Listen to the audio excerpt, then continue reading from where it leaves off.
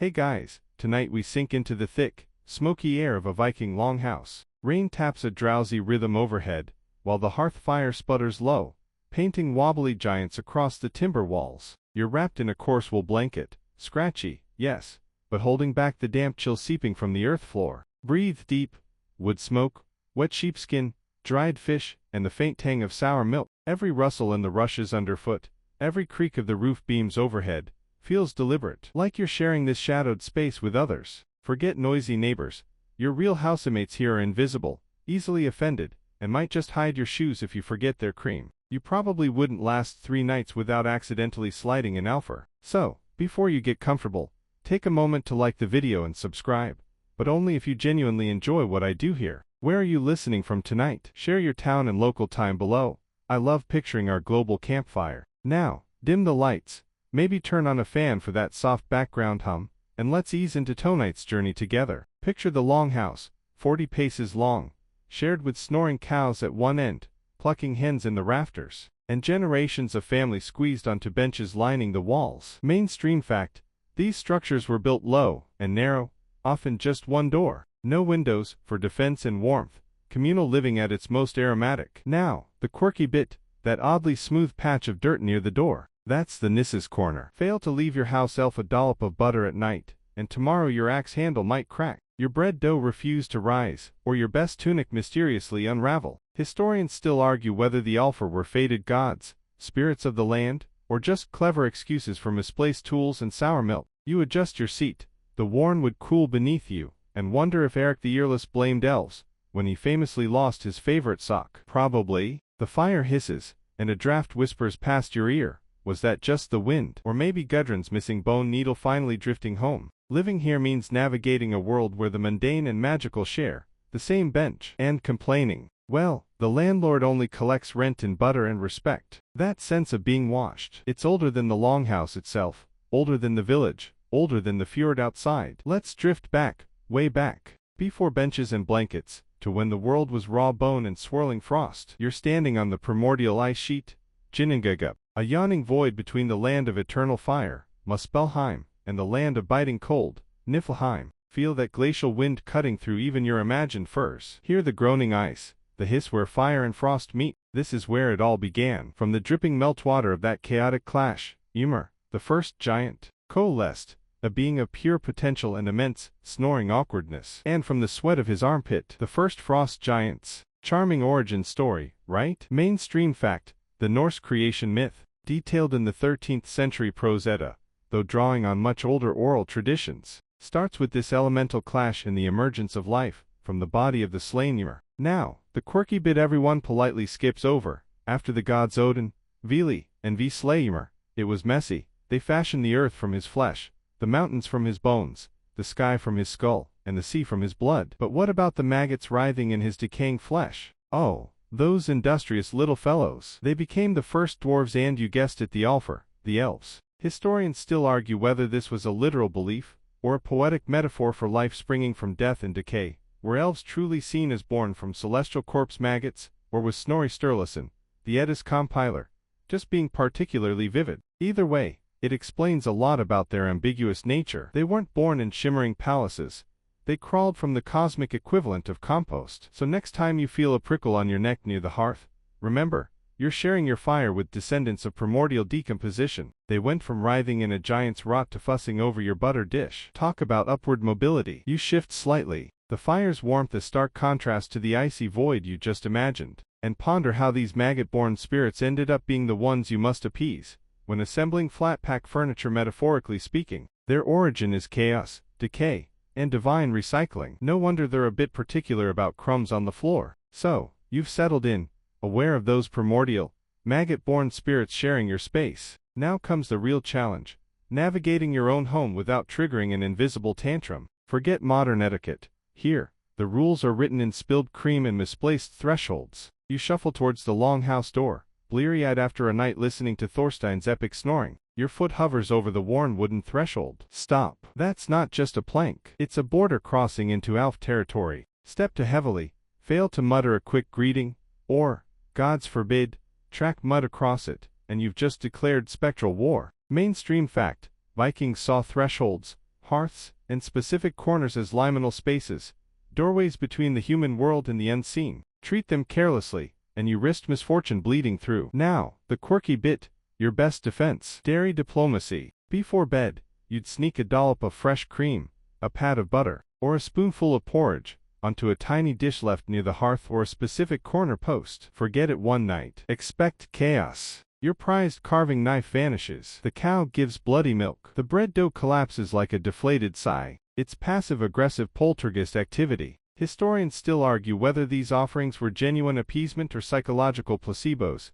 Did Vikings really believe the cream vanished? Or was it just easier to blame the sour milk on grumpy Goodmoon the porridge thief elf? You sigh. Placing a careful sliver of butter on the designated hearthstone. For the taunt, you murmur, using the Swedish term you've heard traders mention. Instantly, you feel a draft swirl near your ankles. Approval, indifference, or just the ill-fitting door. The stakes feel absurdly high. Spill your ale. Annoying. Spill the elf's cream. Catastrophic. It's like living with a tiny, unseen roommate with diva-like demands and a penchant for hiding your left sock. Worse than forgetting your wedding anniversary, really. At least your spouse just glares. An offended elf might make your chickens lay yolks the color of spoiled moss. You retreat to your bench, eyeing the butter. Has it sunk slightly into the stone, or is the fearlight playing tricks? Either way, peace, for now, is purchased in fat and humility. Sleep well, and try not to dream of angry, butter-deprived sprites. They hold grudges longer than your great Aunt Helga. The smoky tang of the forge hits you first,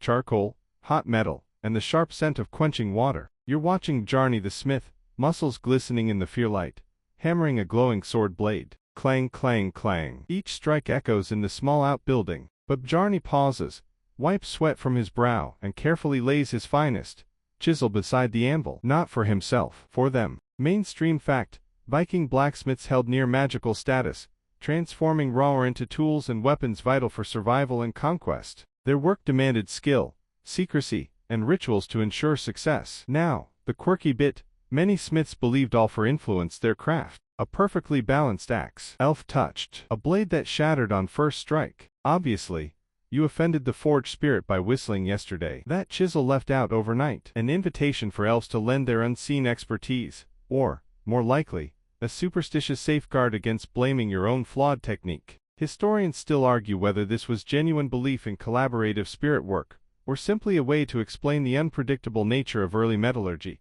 Why did some iron bloom perfectly while others crumbled? You leave the noisy forge, the rhythmic hammering fading, and head towards the byre. Inside, the air is thick with the warm, sweet and sour smell of cattle, hay, and dung. Helga crouches beside a laboring cow, her hands gentle, murmuring low, soothing sounds. This is critical. A lost calf means less milk, less meat, less survival. Suddenly, the cow lows, straining. Helga whispers urgently, not just to the animal, but to the shadows near the stall post. Álfar Goir.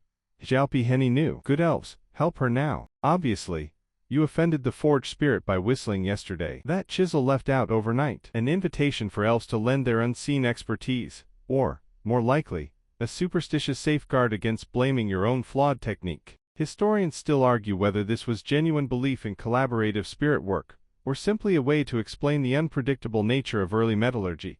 Why did some iron bloom perfectly while others crumbled? You leave the noisy forge, the rhythmic hammering fading, and head towards the byre. Inside, the air is thick with the warm, sweet and sour smell of cattle, hay, and dung. Helga crouches beside a laboring cow, her hands gentle, murmuring low, soothing sounds. This is critical. A lost calf means less milk, less meat, less survival. Suddenly, the cow lows, straining. Helga whispers urgently, not just to the animal, but to the shadows near the stall post. Álfar Goir.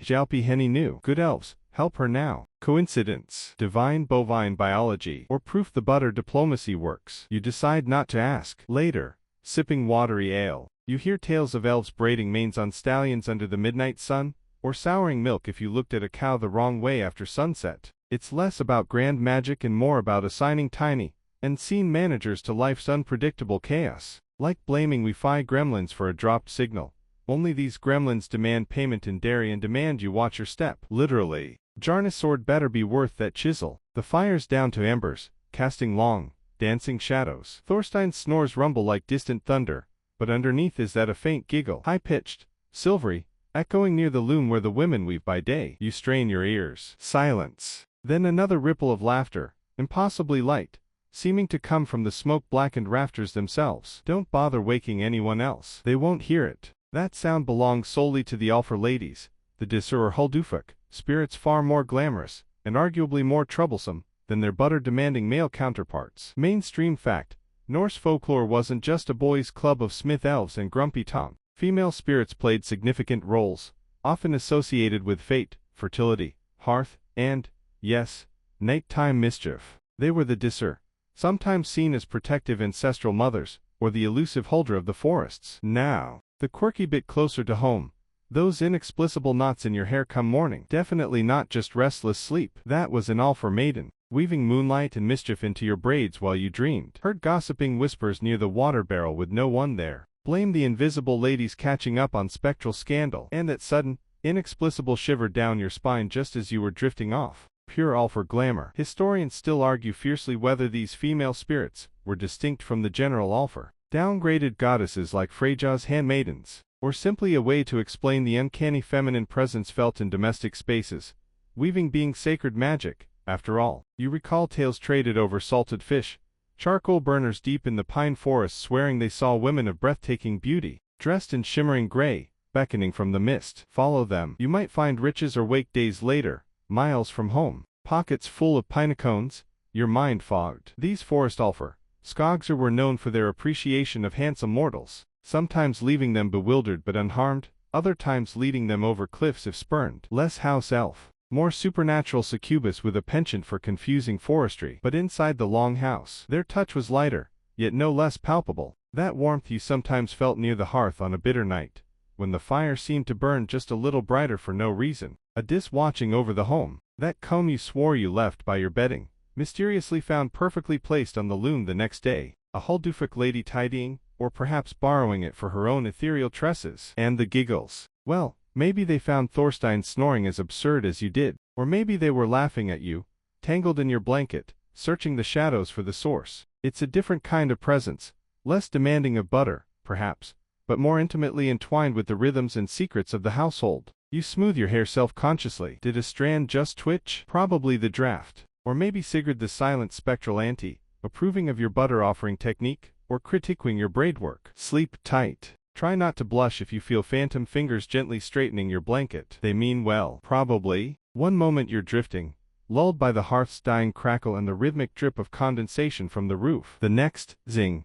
A sharp, hot pain lances through your lower left molar. You jolt upright, fingers instinctively probing your jaw. Gods, it's like a tiny, fiery demon took up residence inside your tooth. Thorstein snores on, oblivious. Outside, the wind moans. And in the thick silence of the long house, you know, this isn't just a cavity. This is Elfskit. Elf shot. Mainstream fact: Vikings suffered terribly from dental issues, worn enamel from coarse grains, abscesses, infections with no antibiotics. Pain was constant, explanations often supernatural. The quirky bit. That sudden, inexplicable twinge wasn't blamed on poor hygiene or bad luck. Nope. It was tiny, invisible elves flicking minuscule stones, ALFABLSTR, at the walls of your house, and somehow, those spectral pebbles materialized inside your tooth. Or maybe they shot you with invisible arrows while you slept. Either way, the diagnosis was clear: annoyed elves. Historians still argue fiercely whether Elfskit was a literal belief in elf projectiles causing disease,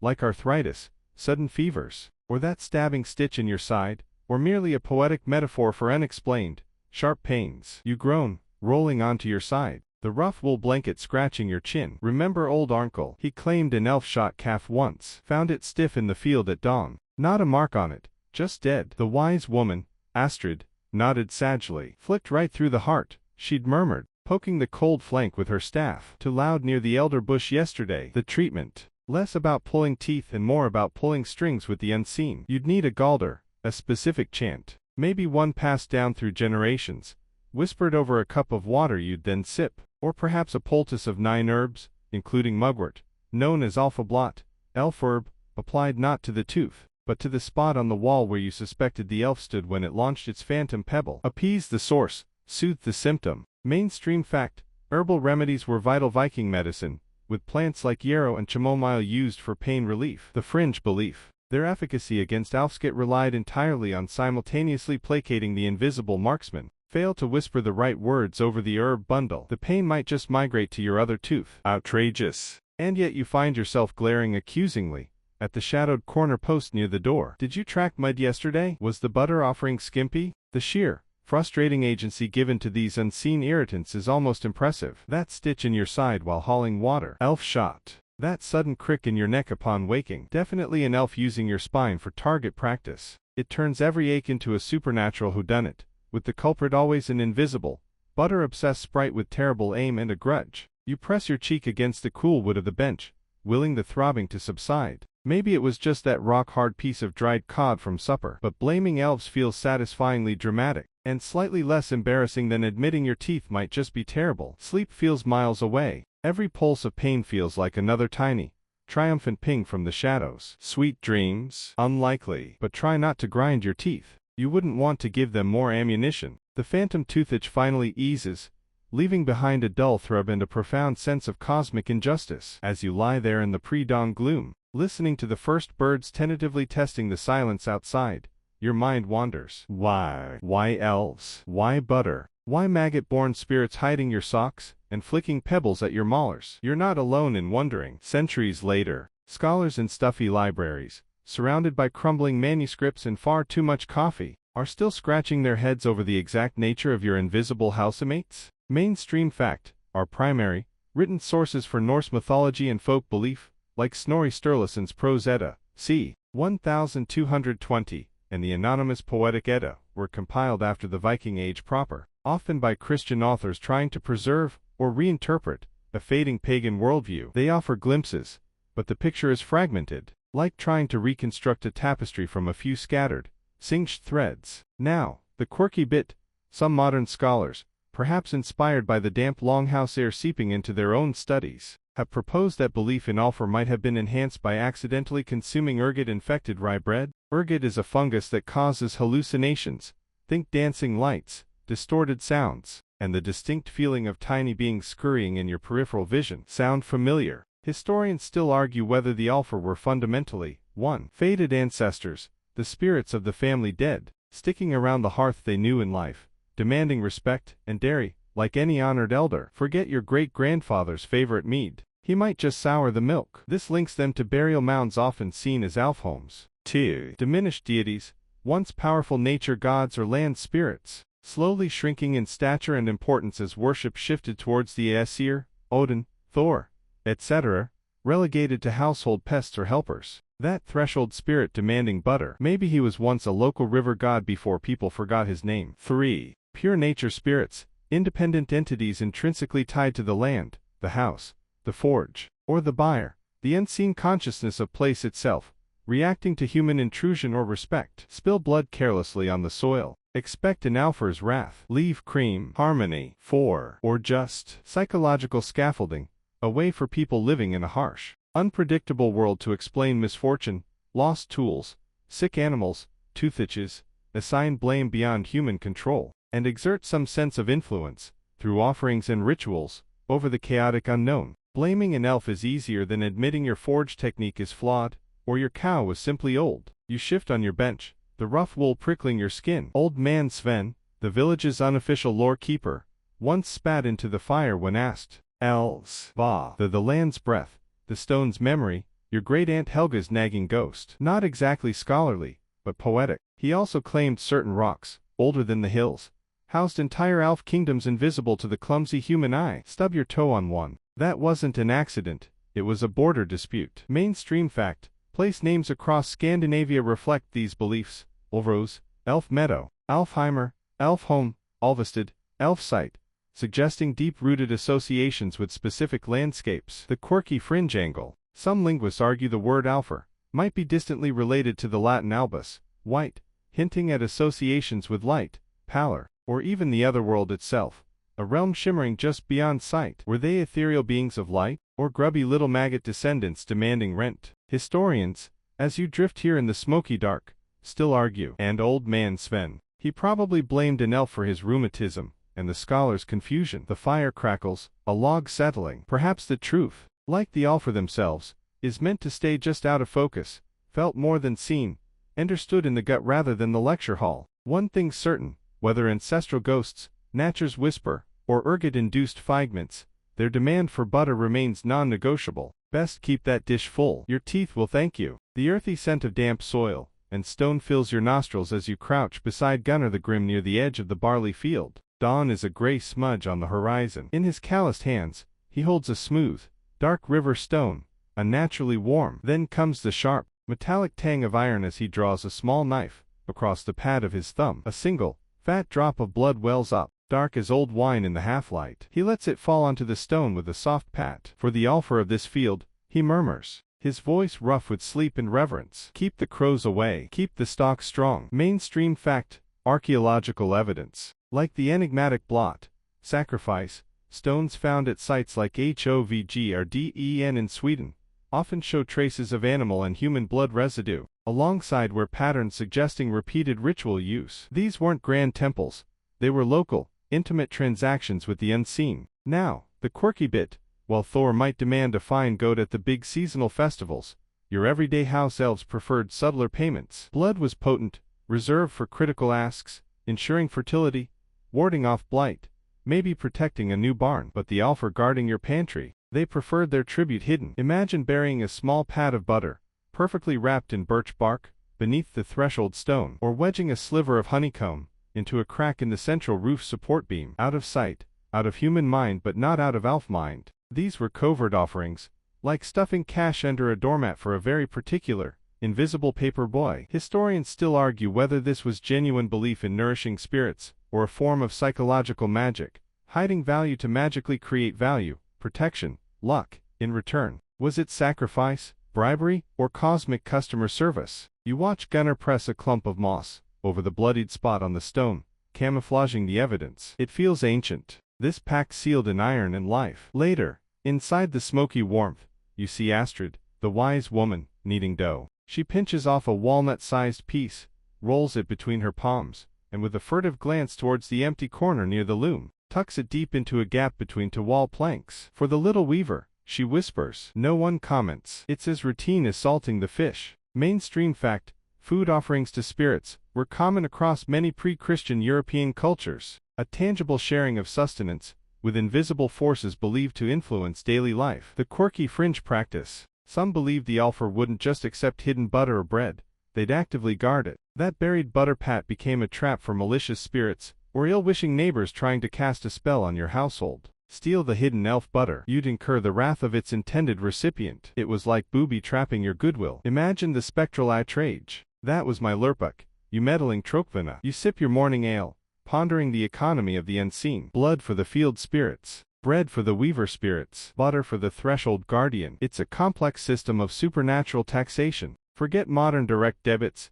This requires remembering which crack in the wall gets the honeycomb this week. Did the álfar have preferences? Did the spirit by the forge demand smoked herring while the one in the rafters craved cloudberries? The logistics boggle the mind, and woe betide you if you mix them up. Offer blood to the pantry elf. It might demand a steak next time. Offer butter to the field spirit. Expect a plague of slugs. It required careful spiritual accounting, passed down in whispers from grandmother to granddaughter, father to son. Historians still argue whether these practices represented a deep, animistic worldview, where everything had a spirit needing appeasement, or simply the human need to exert control over an uncontrollable world through tiny, manageable rituals. Either way, as you watch Astrid brush flour from her hands, her offering safely stashed, you realize the longhouse isn't just timber and turf. It's a web of invisible contracts, maintained one hidden dollop of butter, one whispered plea, one drop of blood at a time. Better keep track. The elves certainly do. And their ledger, written in misfortunes you'd rather avoid. That stubbed toe this morning, probably just an overdue notice. The deep cold bites now, sharp as an elf-shot tooth. Outside, snow muffles the world, piling high against the longhouse walls like a thick, white fur. Inside, the air hangs heavy with the scent of pine boughs, roasting pork fat, and the sweet, malty tang of Yule ale. Laughter rings louder, stories grow taller, and even Thorstein's snores sound almost festive. But beneath the cheer, a different energy thrums, a seasonal shift in the unseen household hierarchy. The álfar aren't just demanding butter anymore, they're busy, very busy. Mainstream fact, Yule, Jal, the midwinter festival centered around the winter solstice, was a time of potent liminality, the dying year, the returning sun, the thinning veil between worlds. Feasting, drinking, and gift-giving were central. Now, the quirky bit, during this charged period, your normally territorial, butter-hoarding house elves underwent a surprising transformation. Suddenly, they became nocturnal delivery drivers. That small, beautifully carved wooden horse, left by the hearth on Yule morning. The extra honey cake mysteriously appearing. Thank your taunt or nis, the Yule elf. But here's the catch. Their goodwill was fiercely conditional. Forget the usual cream. Expect more than sour milk. You might wake to find the ashes from the hearth mysteriously scattered inside your best boots. Or worse, a steaming, unmistakable gift left right on your threshold. Porridge or poop. That was the Yule bargain. Historians still argue whether this belief stemmed from older traditions of ancestral spirits visiting during the solstice, or was a later medieval development blending pre-Christian whites with emerging St. Nicholas legends. You watch little Inga carefully place a bowl of rich, creamy rice porridge mixed with a generous knob of butter on the doorstep just before the family retires on Yule Eve. For the Jultomten, she whispers, eyes wide. It's not a request, it's essential payment for services rendered. Disturb their hidden boulder homes without permission, and your construction project would be plagued by broken machinery, freak accidents, and baffling delays. More bureaucratic than your average nis, but equally potent. Back in the smoky warmth, you hear tales from a traveler from the deep Norwegian fjords. There, they spoke not just of house elves, but of the hutter, forest spirits, beautiful women from the front, but turn around hollow backs, or sometimes, a cow's tail. Offer them respect, a kind word, and they might bless your hunt. Spurn them, you'd wander lost in the mist for days, or return home to find your butter churn possessed by a poltergeist with a grudge. The sheer variety is dizzying. Were they all facets of the same belief? Regional flavors of the unseen, or completely different entities sharing the Norse spiritual landscape? As you sip your Yule ale, the warmth spreading through you, you realize managing your spectral household staff just got infinitely more complex. Did the hutter expect a Yule offering too? Did the Icelandic rock elves appreciate porridge, or did they prefer lichen? The logistics of supernatural diplomacy across Scandinavia could give a merchant guild nightmares. One thing united them all, the deep-seated understanding that the land, the home, the very stones and trees, were shared. Respect the unseen neighbors, pay the seasonal dues, porridge preferred, please, and maybe, just maybe, you'd get a carved horse instead of a doorstep surprise. You glance towards the door where Inga placed her offering. Is the bowl empty? Or just tipped by the draft? Better not check until morning. Sleep deep. Hope the Jultomten has good aim with the gifts, not the other stuff. Your boots are new. The scent hits you first, not wood smoke or damp earth, but the heavy, cloying sweetness of church incense. It mingles uneasily with the familiar smells of the longhouse. A priest stands near the hearth, his dark robe stark against the timber, holding a wooden cross. He speaks of one God, one heaven, and legions of angels watching over you. You nod politely, but your eyes flick to the shadowed corner near the door. What about them? Mainstream fact, as Christianity spread across Scandinavia from the 10th century onwards, missionaries faced the challenge of supplanting deeply ingrained pagan beliefs. A common strategy, not eradication, but rebranding. You're troublesome, butter-loving álfar. Suddenly, they were angels. Minor ones, perhaps. Helpful spirits sent by the new god. Totally not the same entities who demanded cream and hid your axe last week. Honest. The quirky bit. This celestial makeover came with instructions. That bowl of cream left out. Now it was, for the guardian angel. The muttered plea near the birthing cow. Directed, heavenward. But the content, remarkably familiar. Historians still argue whether this was genuine syncretism, blending beliefs, or a top-down PR campaign by priests desperate to make the new faith stick using recognizable hooks. Did people really believe their house spirits had gotten angelic promotions, or did they just keep appeasing the same old sprites under a saintly alias? You see it in the little things. Astrid, the wise woman, now wears a small cross around her neck. But watch her knead the Yule bread. See how she still pinches off that tiny piece, murmuring a quick prayer to Saint Michael before tucking it into the same old crack in the wall. Payment redirected, recipient unchanged. Mainstream evidence. Look at medieval Icelandic manuscripts like the Skrsbok, where charms against the Elf-Induced elf shot persist centuries after conversion, now sometimes invoking Christ alongside the herbs and chants. It's hedging your spiritual bets. The quirky, stubborn persistence. Farmers in remote Norwegian valleys were documented well into the 1700s leaving porridge for the FJSNISSE, barn elf, at Christmas, insisting it was just an old custom, nothing pagan.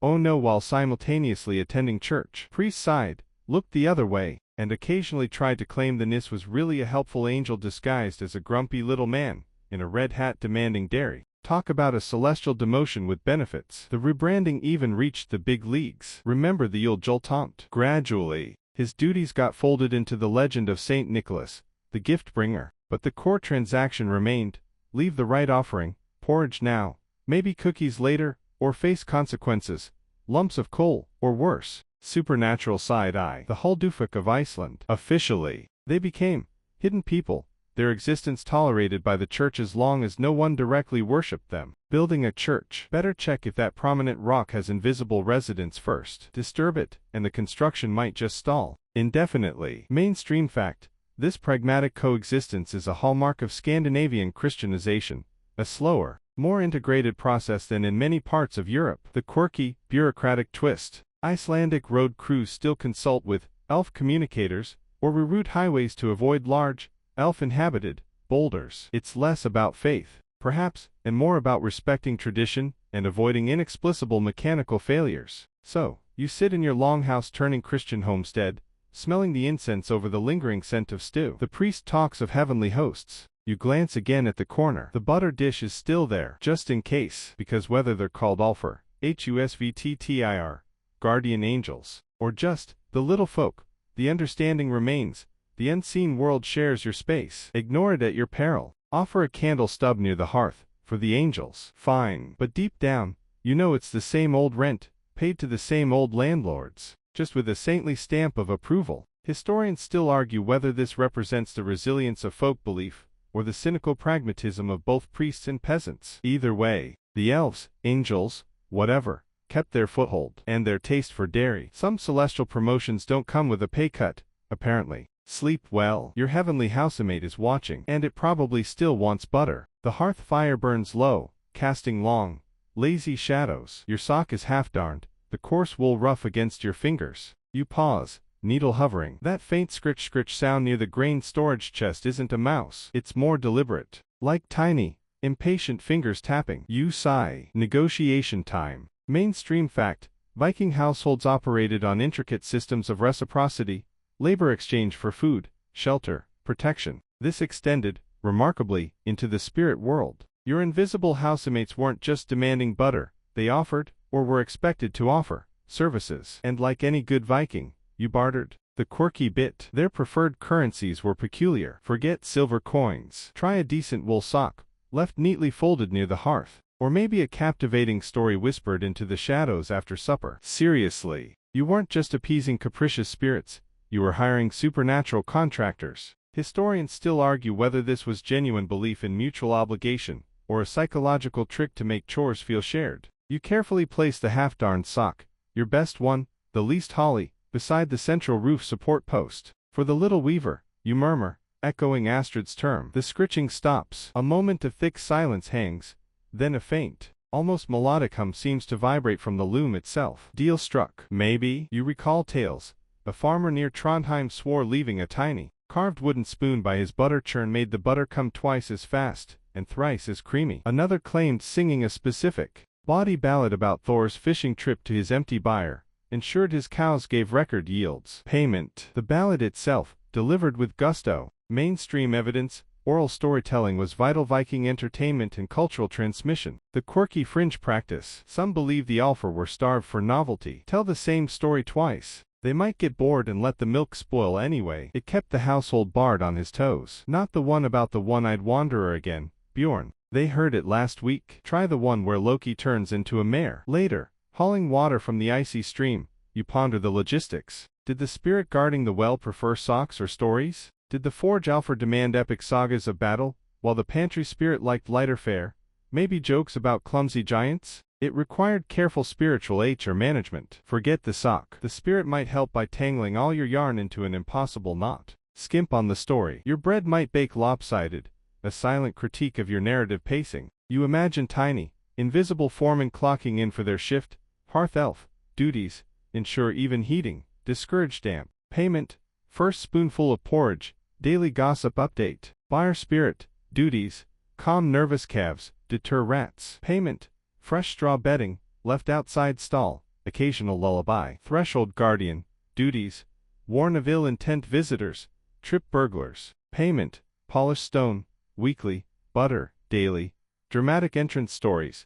Tell me again about the time Sigurd fought the dragon-shaped mud puddle. It's less like worship, more like managing a team of miniature, invisible employees with very specific union demands. Historians still argue whether this transactional relationship reflected a deeply practical Viking mindset, applied to the supernatural. Nothing's free, not even elf help, or stemmed from older animistic beliefs, where everything had agency and required fair exchange. Was it commerce or cosmic courtesy? Either way, as you place the heavy water bucket down near the hearth, you notice the half-darned sock is gone. In its place, a single, perfectly straight pine needle rests on the floorboards. The familiar scent of wood smoke and damp wool is slowly being replaced. Now, there's a sharper tang in the air, the acrid bite of lye soap scrubbed fiercely into floorboards, the faint, unsettling sweetness of decay, drifting from beyond the village palisade, and the dry, papery smell of a new kind of book, sitting heavily on the traveling priest's lap. Not a saga, full of dragons and elves. This one preaches fire, brimstone, and the absolute, terrifying authority of one God. And his stern-faced messenger, Martin Luther, has a particular bone to pick with or rather, your butter dish. Mainstream fact, the dual hammer blows of the Black Death, peaking in Scandinavia around 1350, and the Protestant Reformation, sweeping north in the 1500s, profoundly reshaped European society and belief. Death on an unimaginable scale shattered old certainties, while reformers like Luther aggressively attacked superstition, including belief in helpful, or troublesome, household spirits. The quirky, personal casualty. Your nis just got evicted, or, more accurately, demonized. Luther himself reportedly thundered against the kobold and nakmar, nightmares, elves, declaring them not helpful sprites or diminished gods, but literal minions of Satan sent to distract good Christians from scripture and prayer. Leaving out cream wasn't tradition anymore, it was an invitation for devils. Historians still argue whether the drastic decline in documented álfar beliefs was primarily due to the trauma of plague, making old comforts seem powerless, the aggressive top-down suppression by Lutheran clergy, or a complex mix of both. Was faith in the little folk killed, or did it just go underground? You watch as Astrid's granddaughter, young Marta, hesitates near the hearth, a tiny bowl of porridge in her hand. Her mother snaps, "Marta, don't feed the devil's imps. Take that to the poor box." The bowl clatters onto the table, the porridge congealing. The shadowed corner near the door feels emptier, colder. Mainstream evidence. Church records from 16th and 17th century Scandinavia show priests actively discouraging, sometimes even punishing, practices like leaving your porridge for the tomt, or whispering charms against elf shot. These weren't harmless customs, they were dangerous idolatry. The quirky, stubborn persistence. People didn't necessarily stop believing overnight. They just got quieter, more secretive. That helpful knot untangling itself in your fishing net must have been the wind. That sudden chill when you forgot to leave salt by the new hearthstone. Just a draft. And the butter. Well, wasting good food is sinful, isn't it? Best just eat it yourself. Officially, the álfar were relegated to children's tales, or the ravings of the superstitious elderly. But listen to the farm wives whispering in the dairy shed. Best sweep that threshold extra clean, Ingborg. You know how dust gathers. A careful wink. Dust, right. Old man Sven, now bent and wheezing, mutters into his ale about the thin times. Not just the plague years that took 2 of his sons, but the time after. The time when the priest's words grew louder than the crackle of the hearth, louder than the rustle and the rushes. They called them devils, he rasps, tapping his temple. Said we were fools. But who made the milk sour when young Lars laughed at the old ways? Devils. Or just neighbors who remembered. He chuckles, a dry, rattling sound. Mainstream fact, accusations of witchcraft often surged in periods of social and religious upheaval, sometimes targeting those clinging to old folk practices. The quirky, tragic irony. Practices once meant to prevent misfortune, like elf appeasement, could now get you accused of causing it. That hidden butter pat. Proof you were consorting with demons. That story you sang to the buyer. A witch's incantation. The very rituals meant to keep harmony became dangerous liabilities. Historians still argue whether the systematic suppression of folk beliefs like the álfar actually made people feel safer, or just stripped away a layer of psychological comfort and local control, leaving them more vulnerable to the harsh realities of famine, disease, and an increasingly distant, judgmental God. A new chill settles over the long house, not from the winter outside, but from within. The fire burns, but the shadows feel less alive. The creak of the roof is just wood settling. The draft under the door is just wind.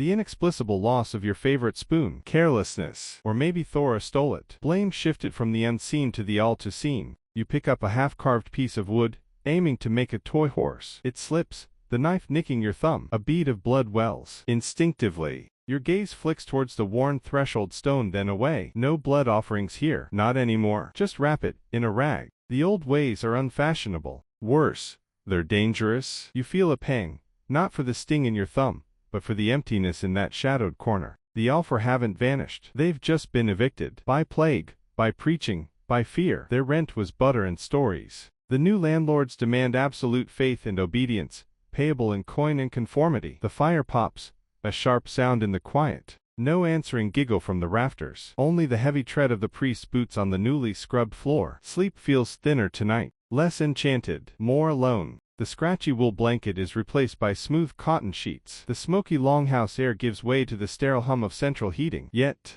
as you drift towards sleep in your modern room, something feels familiar. That little ceramic gnome grinning from your bookshelf. The one wearing a red hat suspiciously like a nissa's. The obsession with hike, candles, warmth, cozy textures. It's not just marketing. It's ancestral memory wearing a cashmere sweater. Mainstream fact, elements of Norse folk belief, particularly concerning household spirits, survived centuries of suppression by embedding themselves into folklore, children's stories, and even modern Scandinavian design aesthetics and cultural concepts. The tomt evolved into the Christmas gnome. The emphasis on hearth-like coziness, hygge in Danish, Norwegian, mis in Swedish, echoes the primal importance of the safe, warm, spirit-appeased home. Now, the quirky bit, that inexplicable urge to leave a cookie out on Christmas Eve, or the slight pang of guilt, if you stub your toe on a conspicuously placed garden rock. Your subconscious might still be negotiating with the HUSVTTIR. Historians still argue whether these are harmless cultural holdovers,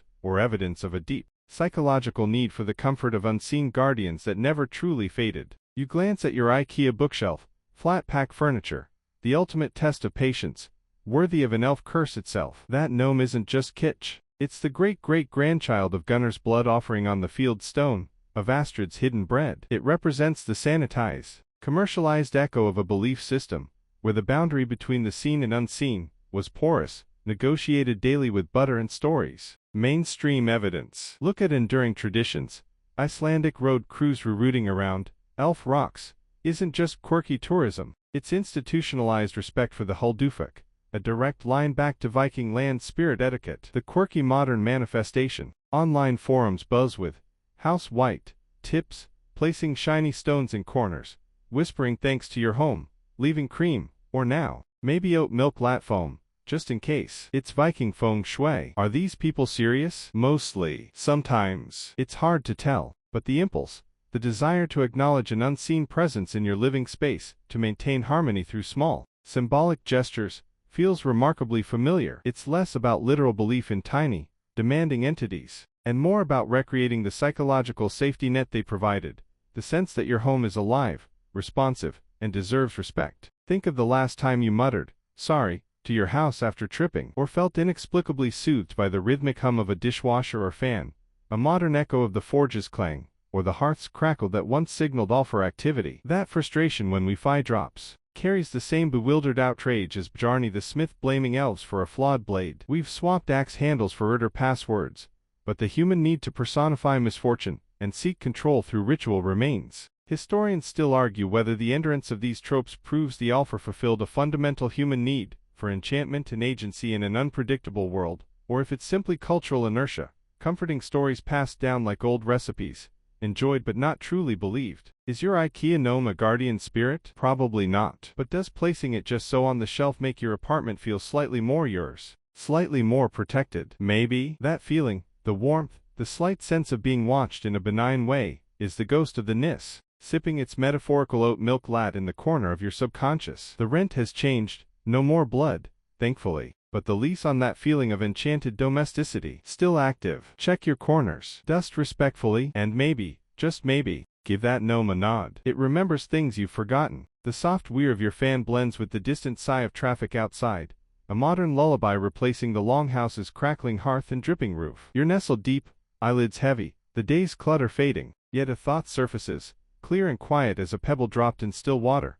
What if they never really left? Not the butter-demanding, maggot-born sprites of Gunner's time, perhaps, but the feeling they represented, that whisper of life in the stones, the draft under the door, the creak on the stair when you know you're alone. That sense your space is shared. You glance towards your bedroom door, half expecting what? A shimmer, a giggle, just the soft glow of a street lamp painting shapes on the wall. Mainstream fact: cognitive scientists and anthropologists propose that belief in spirits like the álfar may stem from deeply ingrained human pattern seeking, our brains wired to detect agency, to see faces in clouds, to assign intention to the rustle in the bushes. It's hyperactive agency detection, a survival mechanism turned storyteller. The quirky, comforting implication: your instinct to apologize to your stubbed toes victim, the doorframe, the table leg, isn't just politeness. It's your inner Viking, conditioned over millennia, acknowledging the unseen tenant. That flicker of unease in a too quiet, old house. Your primal brain politely checking if the HUSVTTIR are still on duty. Historians and psychologists still argue whether this inherent tendency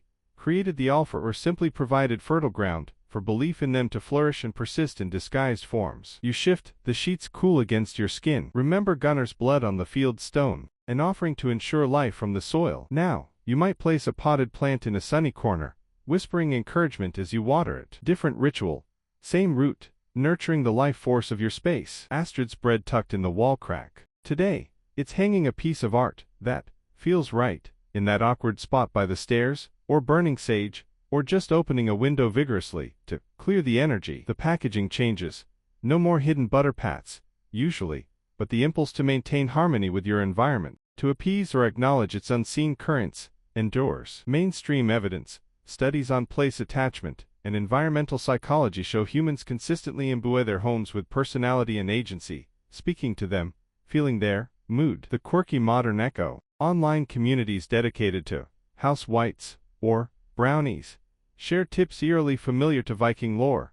Leave a shiny stone or small bowl of water in a corner. Modern threshold offering. Talk to your home, thank it. Spiritual accounting, minus the blood. If things feel off, clean a neglected spot. Astrid appeasing the weaver spirit. It's less about literal belief in tiny entities, and more about honoring the aliveness we instinctively feel in our surroundings. A need the álfar once perfectly personified. You're fired or blinks erratically. A flicker of annoyance, then a wry smile. Elf shot. Obviously. Some cosmic prankster flicking spectral pebbles at your bandwidth. The language of blame and appeasement adapts, but the melody remains the same. The fan hums its steady drone. Is it just moving air? Or is it the 21st century equivalent of the forge's rhythmic clang, or the hearth's crackle, a consistent, human-made sound that soothes precisely because it fills the silence where ancient ears heard spirits? That comforting predictability tells your primal brain, all is well. The guardians are present, or at least, nothing unexpected is lurking. It's less about literal belief in tiny entities, and more about honoring the aliveness we instinctively feel in our surroundings,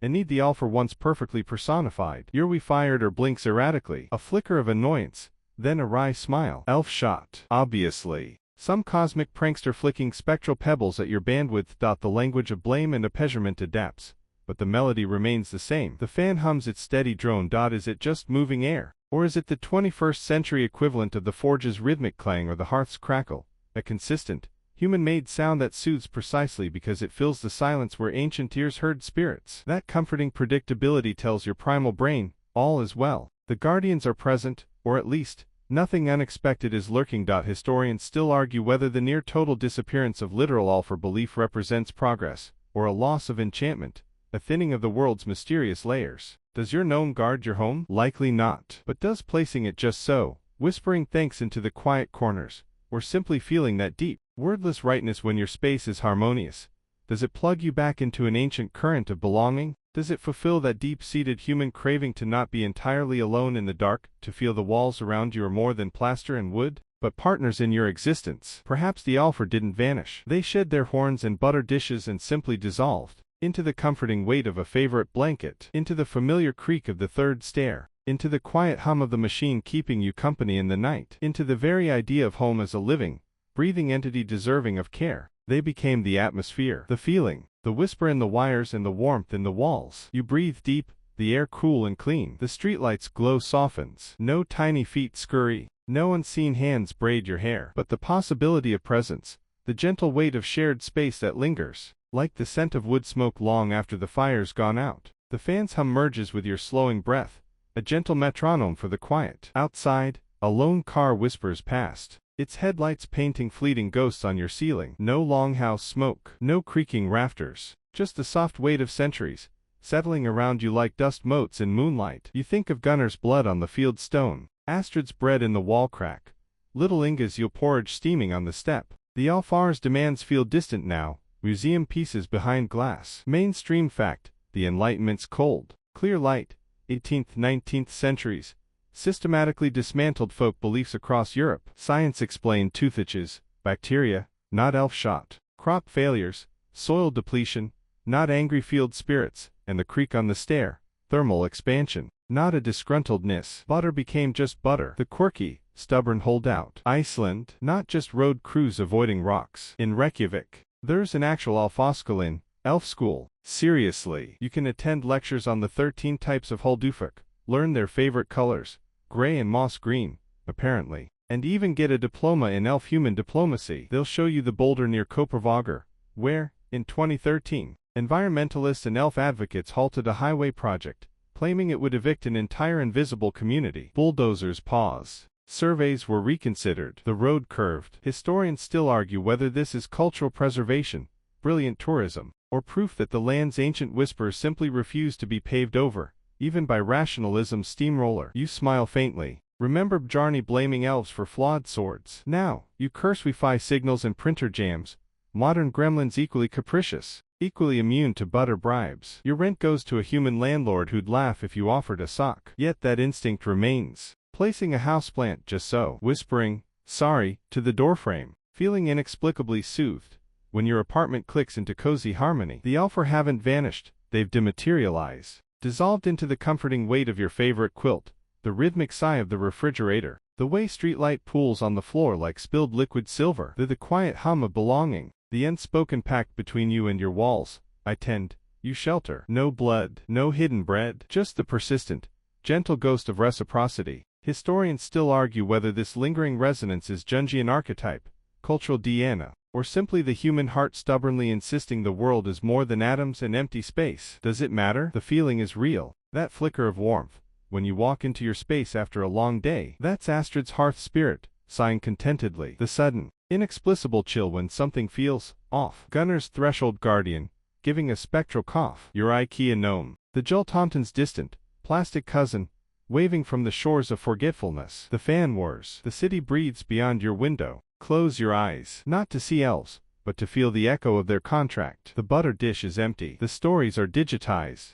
but the deep, ancient rhythm of home, tended, watched, shared, pulses on. Fainter, perhaps, sanitized, but undeniably alive in the quiet corners of your awareness. The fear light hasn't faded, it's just changed color, from hearth coal orange to the soft, electric blue of your charger's lead. The álfar adapted. They always did, so whisper it now, into the comfortable dark, not as appeasement, but as acknowledgement, tack. Thanks for the warmth, for the walls, for the quiet company in the watchful night. The embers glow low. Let that gratitude sink deep, a warm stone settling in the pool of your thoughts. Feel the weight of your body melting into the mattress, every muscle softening like wax warmed by candlelight. The fan's steady breath becomes a lullaby woven through centuries, no longer just moving air, but the sigh of ancient pines, the rustle of rushes on a longhouse floor, the distant hum of stars over a frozen fjord. Your room isn't empty, it's layered, filled with the quiet echoes of butter pats on stones, whispered stories into shadows, the phantom scent of wood smoke clinging to imagined wool. It's all still here,